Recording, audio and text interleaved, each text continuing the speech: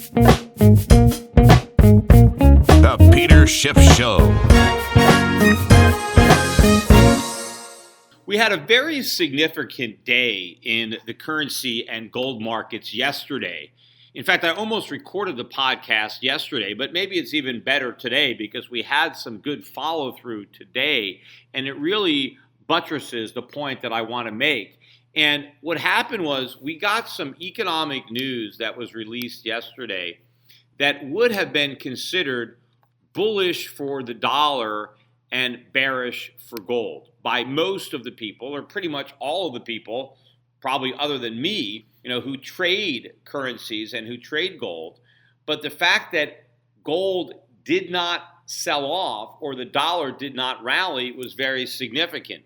Now, the news that we got was the CPI and retail sales. First of all, I'll go over retail sales. They came out at the same time, but retail sales came out stronger than expected. They were looking for a gain of 0.1, and we got a gain of 0.4. And they actually revised prior month's gain from up 0.6 to up 1.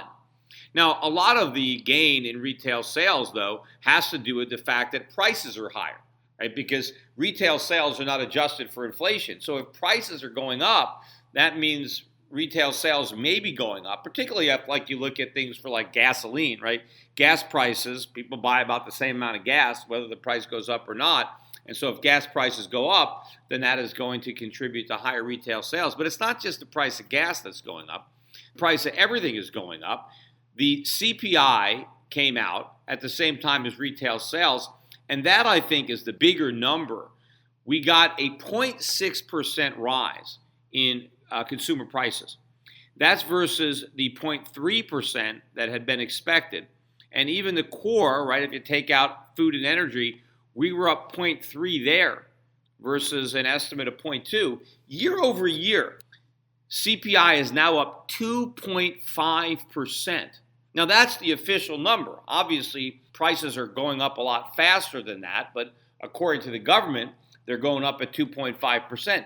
Even if you take out food and energy and just look at the core, year over year, the change is 2.3%. Now, remember, the Fed is saying their target is 2%. And when Janet Yellen testified this week, she said that she's confident that we're going to hit her objective. Well, we're already surpassed her objective. The objective is 2, and we're at 2.5.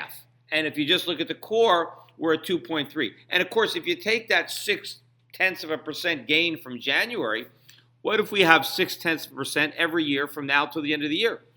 I mean, what is that, 8% inflation? I'm not even sure. I didn't do the math to compound it, but obviously that is a very, very high number. Now, as a result of this number, Goldman Sachs, which had earlier in the week, and I mentioned this in my last podcast, had moved the probability of a March rate hike from 15% to 20% based on Janet Yellen's testimony. Yesterday increased the probability from 20% to 30% based on the higher CPI. But based on a CPI number this high, with interest rates this low, the probability should be 100%. The Fed should raise interest rates for sure if they really cared about inflation. In fact, they wouldn't even wait to March. They would raise them right now. They would have raised them the day this number came out. And they need to raise by more than a quarter point. The fact that there's only a 30% probability of a quarter point rate hike when you just printed a 0.6% increase in consumer prices in January, 2.5% year over year, and the Fed still got interest rates at 0.5% to 75 basis points. Obviously, all the people who are talking about the Fed potentially falling behind the curve have missed the obvious fact that they fell behind the curve years ago. And this is a big acceleration in inflation. But what I said that was very important was the market reaction. The knee-jerk reaction was exactly what you would expect. Gold sold off about $10, and the dollar index rallied. Big rally in the dollar index. But the rally in the dollar didn't hold. The dollar index closed negative on the day, and then it dumped today. It was down closer to a full percent, or 70. And gold, which ended up rallying yesterday, rallied again today. We closed now just under $12.40 an ounce for the price of gold. And when you have a market that won't go up on good news, meaning higher inflation and a higher probability of a rate hike, right? That is good news for the dollar. And the dollar didn't go up. It went down. And then it went down even more today. The opposite with gold. Gold did not go down on bad news. Higher inflation, the way everybody else other than me has been spinning it, is that higher inflation is bad for gold because it means we're going to get rate hikes. And gold went up. So when a market doesn't go down on bad news, it's going up. And when a market doesn't go up on good news, it's going down. So meaning the dollar is going down and gold is going up. And what I think people are finally going to figure out is it doesn't matter if the Fed hikes rates because it's too little too late. Inflation is accelerating faster than the rate hikes. And as long as the Fed stays behind the curve, it will fall further and further behind the curve because these tiny increases in interest rates spread out over months will not do anything to slow down the acceleration in the rate of inflation. So the Fed is going to fall further and further behind the curve as it raises rates. And there's no way that I think they're going to accelerate and actually deliver more rate hikes than the market expects because they don't want to have to deal with the aftermath in the stock market, in the bond market, in the economy. And also, I think people are going to start to figure out that higher inflation is bad for the dollar. I mean, the idea that higher inflation is good for the dollar is asinine. What is higher inflation? It means the dollar is losing purchasing power. Prices are going up, so the dollar is buying less. So inflation is bad for the dollar because it means the dollar is losing value. The only way that traders were able to concoct this crazy explanation was that the higher inflation would result in an effort on the part of the Fed to fight the inflation, to stop it, right? And it would do that by aggressively raising rates. So that was the idea. Oh, we have more inflation. Now the Fed really has to raise rates to rein it in. And it was the higher rates that were causing people to want to buy the dollar. But when people realize that even if the Fed raises rates, it won't be enough to slow down the acceleration of inflation, and so that the dollar will continue to lose purchasing power despite the increase in interest rates. And even though interest rates are rising, they will still be below the rate of inflation, so interest rates will still be negative. All of this is very negative for the dollar. It is bearish for the dollar, and it is bullish for gold. Again, the flip side of this crazy argument was that higher inflation was bad for gold. That is absurd. Higher inflation is exactly why people want to own gold.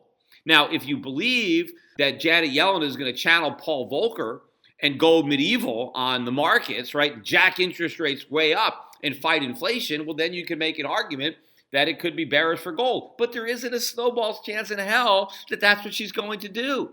She is going to allow the inflation to get worse. Just watch. They're going to be talking about this. They're still going to be talking about trying to achieve their objective of 2%, even though inflation is well above 2%. And then they're going to start to say, well, it's only a month, or now it's only 2 months. We need to make extra certain that this trend is really going to stay because we're worried. What if we get some lower numbers?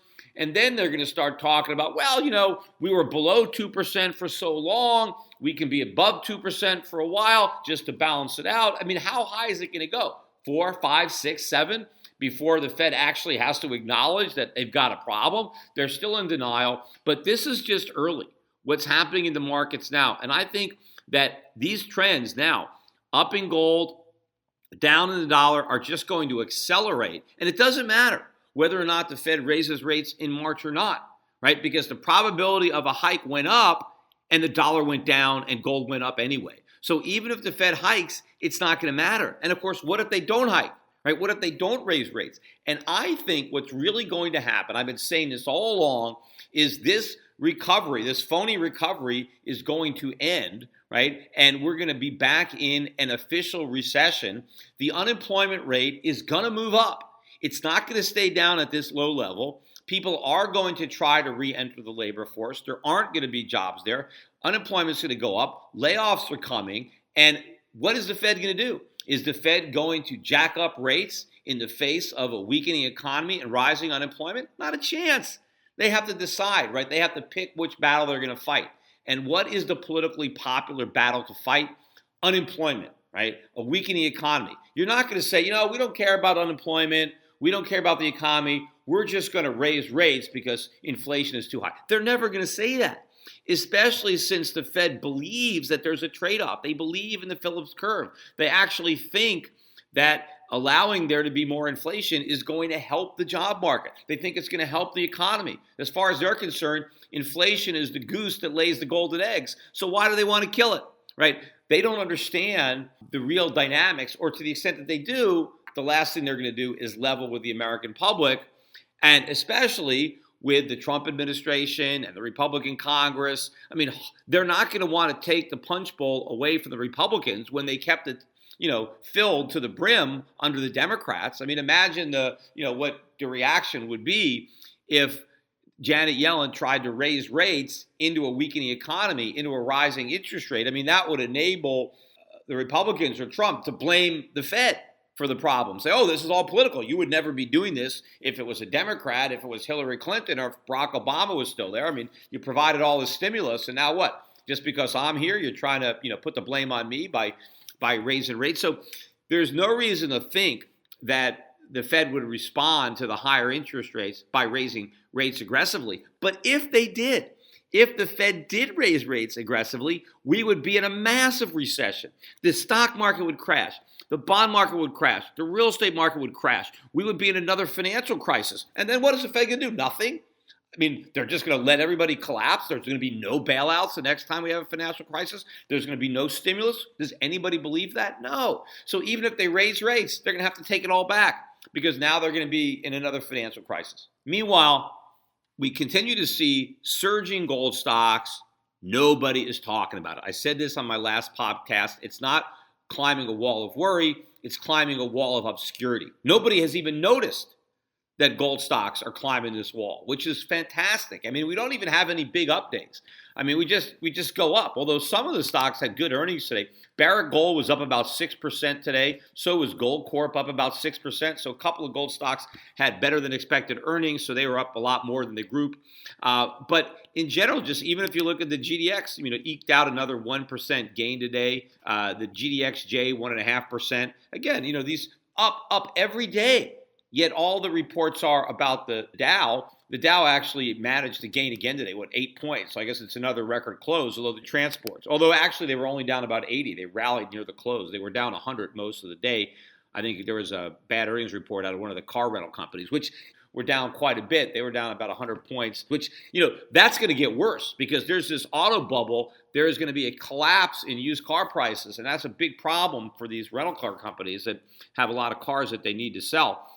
So weak day there. And the financials finally had a down day today. I mean, they weren't down a lot, but this is an accident waiting to happen in the financials. But, they're going to talk about the stock market, a new record high in the Dow.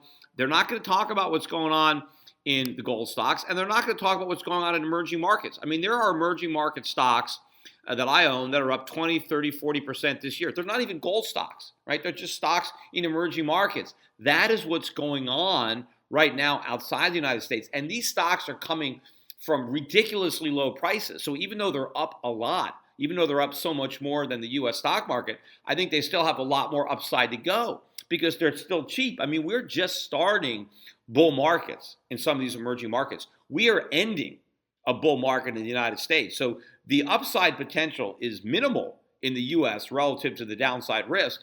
And I think the only way the U.S. stock market does continue to rise is if the dollar continues to fall. And so in real terms, the market's going to go down. And so people are just going to be operating under a delusion that their portfolios are gaining in value when they're actually going to be losing purchasing power. The real way to gain purchasing power is going to be to invest internationally, to invest in foreign countries, foreign markets, the right sectors, and to be in these commodity stocks. And again, it's not just gold. All these commodities are going higher as the dollar goes down. And that's another reason why the emerging markets are going to do well, because a lot of them are exporters of commodities. But also, a lot of these countries have dollar-denominated debt.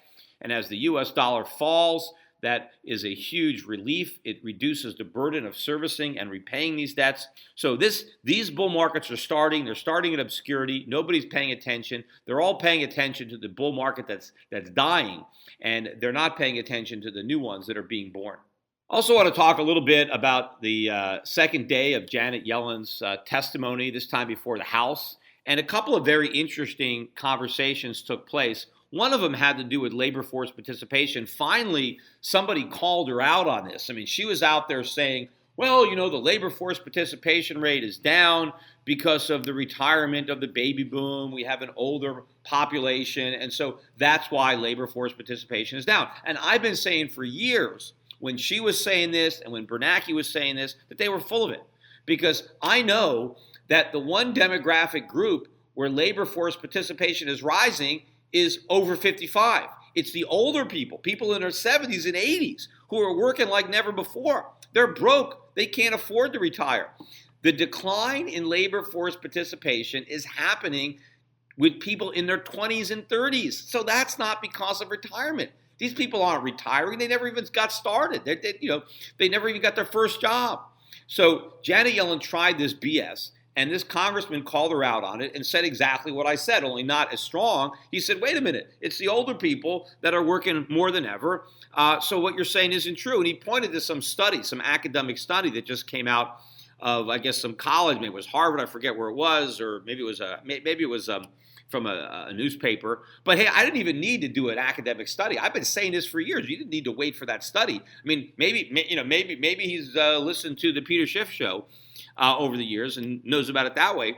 But she just glossed over it. She didn't even acknowledge that she was wrong. And then another congressman pointed it out too. He called her out on the same thing.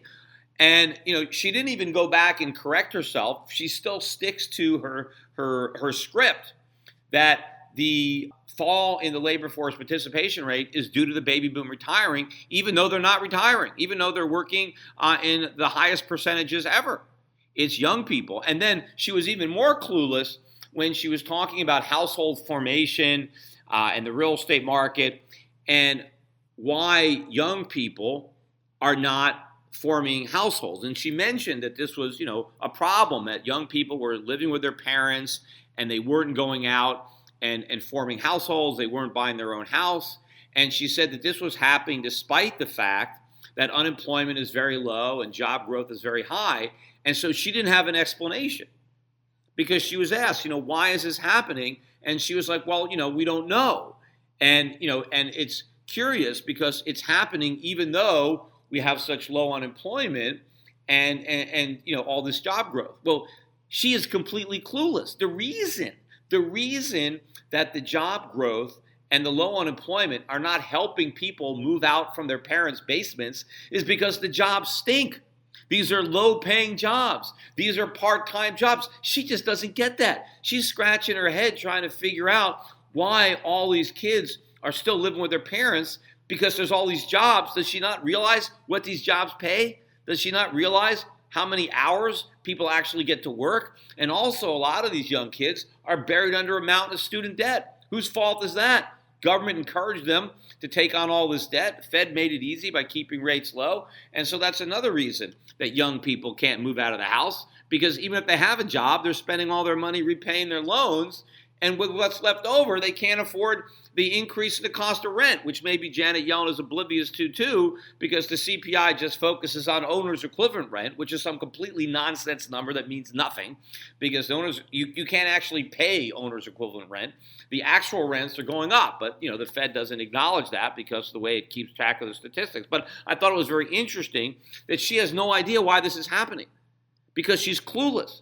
Right? Also, she was asked a question about why U.S. productivity growth is so slow.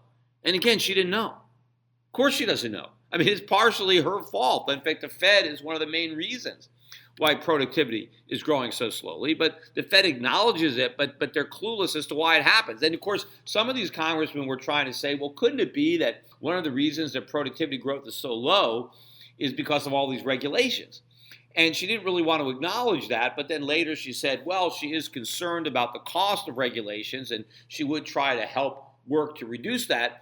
But she didn't think that economic growth would be much higher or even higher at all if we just had fewer regulations, which really didn't want to make sense, because I just don't think she wanted to validate the deregulation that Trump is talking about, and she didn't want to throw Obama under the bus by trying to say that we would have had stronger economic growth if we would have had less regulation. But of course, what nobody bothered to point out is that artificially low interest rates are undermining our productivity because we are diverting resources from real capital investment because we are discouraging actual savings, and instead we're fueling speculative bubbles on Wall Street, and we're propping up the government. We're enabling the government to keep on borrowing and spending. If we had higher interest rates, the government would have to stop spending, and that would free up resources for actual capital investment, which would result in higher productivity, rising real wages, and a higher standard of living. Janet Yellen is one of the main reasons that we don't have higher productivity growth, and she is clueless about that, just like she's clueless to the fact that these young people living at home, even though they have jobs, the jobs don't pay enough to afford to rent your own apartment. Another important development on the week, Labor Party Secretary nominee Andrew Puzder, and he is probably the best appointee, right, that I think that Trump came up with. I mean, when it comes to the Labor Department, I mean, next to just getting rid of the Department of Labor, which is what we should do, we shouldn't have one. But to the extent that we're going to have one, a guy like Puzder is exactly who you need, a guy that actually employed people, right? He is a CEO of Carl's Jr. and Hardee's, right? They employ a lot of people. They employ a lot of low-skilled people. They provide a lot of entry-level jobs. He understands the problem that government is creating for workers when they try to get jobs. In fact, he had been very critical of the minimum wage law, which is the main reason that he couldn't get nominated. And he had to pull out because you have a bunch of gutless Republicans who are afraid to confirm this guy because, he's against the minimum wage. And I hear all these left, congressmen or senators saying, oh, this is the worst Labor Department nominee ever because he's so anti-labor. He's not anti-labor. He is pro-labor. The minimum wage law, that's anti-labor. What does the minimum wage law do? It says to workers, there is a minimum price at which you are legally allowed to sell your labor. It limits workers and their ability to sell the only asset they have, their own labor. And so if the minimum wage is $7.25, right, what the government says is you need to convince somebody to hire you for at least $7.25, which means you need to be able to deliver $7.25 worth of productivity before we'll let you sell your labor. So if you can only deliver $5 worth of productivity, you can't get a job. You cannot sell your labor for $5 an hour. You have to get $7.25 an hour. And if they raise that to $10 an hour or $15 an hour, if the government says you can't sell your labor unless you can get $15 an hour, that's going to price a lot of people out of jobs. A lot of workers will be unable to sell their labor because they don't have enough productivity. They cannot create enough value for an employer to get $15 an hour. Maybe they have enough value to get $5 an hour, but the government says, no, you can't do that. And that is terrible for labor because if my productivity is only worth $5 an hour, what do I need? I need a job so I can increase my productivity. I need to make myself more valuable to employers. And you know how you do that? You get a job, any job, regardless of how low it pays, because where you get skills is on the job. The way you make yourself more valuable to your employer is by working for your employer and learning on the job, learning the skills, learning the responsibilities, and then you can earn more money. But if the government makes that illegal, then you're never going to do that. So Andrew Puzder actually understood this. He understood this. He would have been the best friend that labor could have had because he feels their pain. He understands the source of their pain is government. So he wasn't anti-labor. He was pro-labor. Now, you could say, is he anti-big labor, organized labor? Yes, right? Labor unions love the minimum wage because it keeps out low-skilled competition, right? So yes, big labor, organized labor that represent people that make 3 or 4 times the minimum wage, right? People working for these labor unions making $20, $25, $30 an hour. Yeah, they love the minimum wage, right? But average workers, average people who don't have jobs, the minimum wage is the biggest reason they don't have them. And so Andrew Puzder would have been probably the first labor secretary who actually could have worked to the benefit of labor. Like, what benefits labor? more jobs, right? How do you create jobs? Stop punishing people for hiring people. Stop, I said this all the time, that the worst thing you can do in America is hire somebody. The minute you start employing people, you're public enemy number one. There's all sorts of regulations aimed against you. There's all sorts of ways you can get fined, you can get sued, right? So we create an incentive not to hire people. Or if you're going to hire people, hire as few people as you can possibly get away with. Try to outsource, right? So what Puzder might have done is recognized all the problems that government has created for labor and tried to mitigate that damage. But now it's not going to happen because too many Republicans were afraid to go back to their constituents and say, yeah, I voted for a guy who's against the minimum wage. And I know there was also something about he had a nanny that might have been illegal. That's happened to a lot of people, and some of them have been approved, and I guess he had to pay some back taxes on that. But that's not the real issue. The real issue is the fact that he had the guts to tell the truth about the damage that the minimum wage law does, and because so many politicians don't have the guts to stand up for the truth when it comes to their constituents, he's not going to be the labor secretary. Final thought on this week.